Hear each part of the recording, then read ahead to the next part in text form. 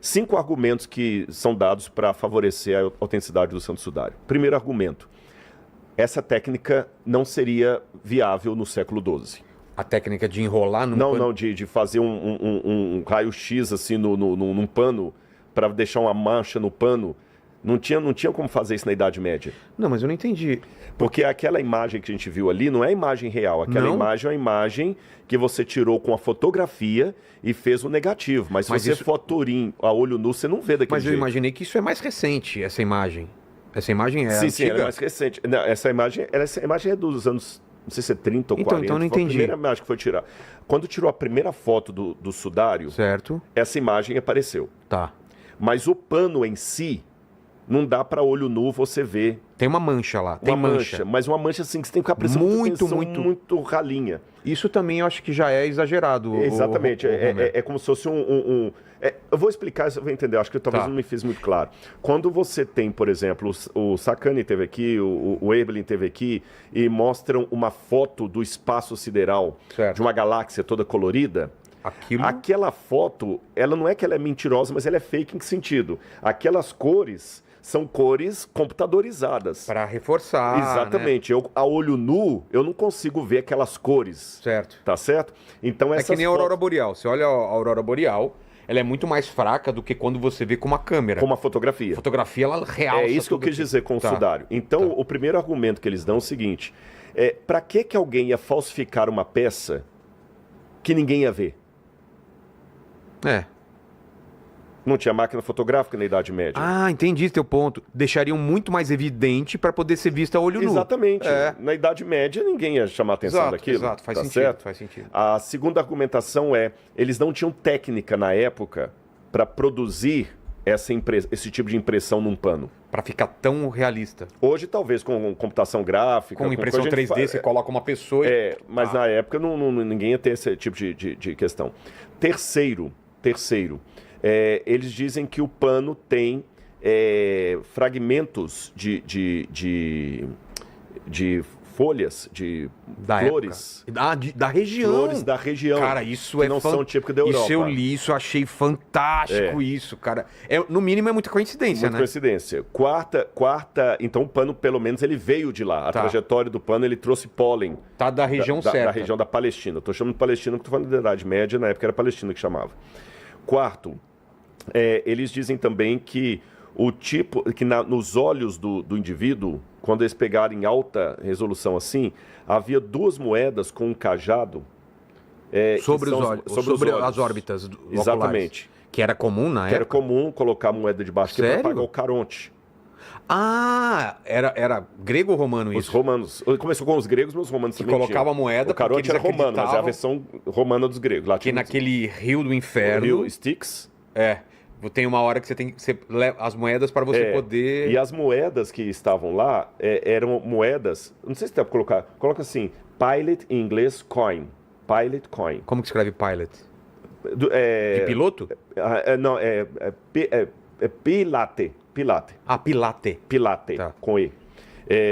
Então, essas moedas mostram que eram moedas de Pôncio Pilatos. E um último elemento que eles dão também, até para justificar o porquê da datação do carbono 14 que deu errado. Do pano. Do pano, é porque as irmãs de caridade que permitiram cortar um pedacinho do pano para datação, o sudário de Turim, ele sofreu um incêndio. Essa moeda aí, ó. Cara. Quando eles ampliaram, descobriram algo que parece ser o desenho dessa moeda. Essa moeda é a moeda de Tibério. É da época? Mas da época de Pilatos. Então bate. Bate. Tá. Bom. Isso eu não sabia, Rodrigo? Nunca tinha visto isso. Sobre a moeda eu nunca... Vocês estão notando que eu estou tentando Por enquanto é a favor. A favor. E essa questão, o último que eu não expliquei direito aqui, como o sudário de Turim sofreu um incêndio... Não sabia. Teve um incêndio na Catedral de Turim. Mas grande parte dele pegou fogo? Pegou fogo. Putz. Ele estava dobrado, ele é chamuscado. Tanto é que... Volta aquela foto. Será que acha? Aquela foto que tem você uns buracos, assim, né? Essa aqui tá boa ainda, né? Aquela da perna? Não, que você falou, essa ainda tá muito forte. Aquela que tá mais amarela, aquela foto mais amarela. Você vê que ali tem um buraco do chamuscado e onde... Olha lá, ó. Tem um buraco do chamuscado. Tá. Tem o chamuscado. E tá vendo aqui uns triângulos aqui, ó? Isso o que é? São remendos. É onde as irmãs remendaram o pano. porque ele pegou fogo. Então contaminou? Então eles acham que o carbono 14 pode ter sido contaminado por panos mais por novos. panos mais novos que elas usaram ali na Idade Média para costurar. Só para explicar, o carbono 14 é uma forma de datar algo para saber a data da... Você sabe explicar por que carbono? Sim, inclusive um dos achados arqueológicos que eu mencionei aqui tem a ver com carbono 14 então na frente. Mas eu vou explicar. O carbono é o seguinte, físicos, perdoem-me que eu vou explicar como um leigo, espero não errar nada aqui. Na verdade, a atmosfera tem moléculas de carbono 12, C12 e C14, tá certo? E o que acontece? Nós não produzimos o carbono 14 no nosso organismo. Nós absorvemos o carbono da atmosfera. Como assim nós absorvemos? Vamos lá. Os seres que são vegetais, folhas, árvores, certo. Os vegetais, eles pegam esse carbono da atmosfera e acumulam. Os outros seres que não são vegetais, eu, você, os mamíferos, etc., nós comemos uma fruta. Então, se eu comer uma maçã... Vem o carbono? O carbono que a macieira pegou da atmosfera, eu comi. Poxa. Tá certo? Tá. Então, os seres vegetais pegam as moléculas de carbono da atmosfera, nós pegamos através da alimentação. O Homer já tá pensando, e quando eu uso papel carbono? Não é isso que você pensou? Eu tenho certeza que você falou. Tá, Rodrigo. Já vem enroladinho. Vem enroladinho o papel carbono, eu pego o papel fazia carbono. muito desenho com prova. E aí ficava sujo, sujava os dedos. E quando você pega o papel carbono, você está devolvendo à natureza o que você pegou dela. Prova de mimeógrafo com papel carbono. Ah, o pessoal nem sabe o que é isso. Sabe o que é Rodrigo, isso, você sabe o que é, né? Sei, claro. Ah, tá. Vamos lá. Até a bicicleta na cueca a gente sabe o que é. O freio, a freada. Mas então, voltando à questão. Só que o carbono 14, os átomos, eles não são estáveis. Então, o que acontece? Todos os dias vai havendo um decaimento das moléculas de carbono 14. Elas vão decaindo. E os cientistas sabem quanto tempo demora. Exatamente. O decaimento. Só que acontece o seguinte, esse decaimento é reposto em duas situações. Sempre à noite que a natureza pega, quando ela pega durante o dia o carbono 14 da atmosfera, ela repõe. Tá. E nós, na próxima refeição, vamos repor também. Então está sempre equilibrado, o C12 e o C14. Tá certo? Está sempre equilibrado. Começou a decair, eu alimentei e voltou. Começou a decair, a planta pegou da atmosfera, voltou. Só que quando eu corto a árvore, ela morre. Ela para de pegar o carbono da atmosfera. E quando eu morro, eu também paro de me alimentar. Aí o decaimento só vai sendo cada vez mais substancial, sem reposição de carbono. Então o que os físicos fazem? Eles calculam, não é assim uma conta tão exata, eu estou simplificando demais aqui, tem a curva, tem a equilibração, porque você tem mudança na questão física da Terra, mas grosso modo, eles fazem a contagem, quanto tempo demora para cair tantos por cento do carbono. Quanto carbono que tem nesse material aqui. E a partir daqui eles deduzem qual foi a época que aquele ser morreu. Ah. Tá certo? Então o carbono 14 ele é muito bom. Por que serve para tecido? Porque foi feito de linho. Agora contra o sudário de Turim. O primeiro elemento. A questão da moeda no olho ali é uma coisa assim meio... Porque ele não era um nobre, não era um... É muito estranho os discípulos de Jesus. A gente não tem comprovação de que os judeus usavam moedas de Caronte. Você entendeu? Você não encontra moedas assim dentro de túmulos judaicos. Tá. Então você não tem essa evidência. Segundo, será que os discípulos de Jesus iam ter uma prática supersticiosa com o próprio Filho de Deus? Pois é, né? Você está entendendo? Não fazia muito sentido isso. Além disso, eu estou no primeiro elemento contrário à questão da moeda, aquela questão do olho que o pessoal fala que dá para ver a moeda ali, é aquele negócio assim que... Se você forçar muito... Forçar muito, aí você vai ampliando... Talvez... É igual aquela nuvem, que você vai ver um abacaxi, ou ver um cachorro, ou vai ver um hambúrguer, né? Não sei. É muito fraco essa questão das moedas, não é uma certeza absoluta.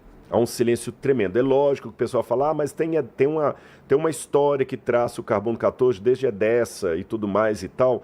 Mas assim, é muito fora da caixinha. Terceiro, o Santo Sudário não era o único relíquia desse tipo que tinha. Então a questão de falar que na Idade Média eles não tinham essa técnica, que eles não faziam, a prova maior que havia é que você tem vários Sabe, já ouviu falar de Verônica, aquela mulher que, segundo a tradição, enxugou o rosto de Jesus e o rosto... Sim, sim. Até no filme do Mel Gibson aparece. É. Os evangelhos não falam de Verônica. Os evangelhos não falam de Verônica. De onde vem? A história de Verônica, na verdade, Verônica nem era uma mulher. Verônica foi uma corruptela da palavra em latim vero icono. Vero icono em latim é o verdadeiro imagem. Icono é imagem. Então, havia na Idade Média tantos panos com o rosto de Jesus que cada um ficava falando, esse aqui que é o vero ícono, esse que é o vero ícono, vero ícono Verônica. Aí daí já criou a lenda que era uma mulher chamada Verônica, tá certo? Então havia outros candidatos. E o fato do Sudário estar mais claro ali, não significa que ele estava tão claro assim no século XII, pode ser que ele foi desbotando com o tempo, tá certo? O quarto argumento contrário ao Sudário de Turim é o fato de que a questão do carbono 14 já foi feito por não sei se foram 3 ou 4 laboratórios diferentes e todos eles confirmaram que era do século XII. Tá. Você entendeu? Então, não dá essa margem cola, de erro, sabe? E o último elemento, como eu falei com vocês, é aquele, o sujeito do pano está vivo. Por causa porque o sangue está ali, sabe? E um outro detalhe também, o sujeito está com as mãos assim, cortando no baixo ventre, como se estivesse tapando o sexo. E aí? É um pudor mais da Idade Média do que os judeus teriam naquela época. Então, assim, eu particularmente, eu acho que se fosse o pano de Jesus, era uma coisa forte demais para ficar calado. Porque, gente... O apóstolo João, ele fala bem claro no Evangelho, é um dos que dá mais ênfase aos panos de Jesus deixados ali no túmulo. O apóstolo João fala disso. É muito estranho que o apóstolo João tenha silenciado por completo a respeito de uma relíquia tão formidável como aquela, que deixou a marca de Jesus, e João não falar absolutamente nada a respeito dela. Ele que foi o primeiro a ver os lençóis juntamente com Pedro, sabe? Maria Madalena e as outras mulheres também, né? Então, assim, eu particularmente não acredito na veracidade do Santo Sudário, mas respeito quem pensa diferente de mim.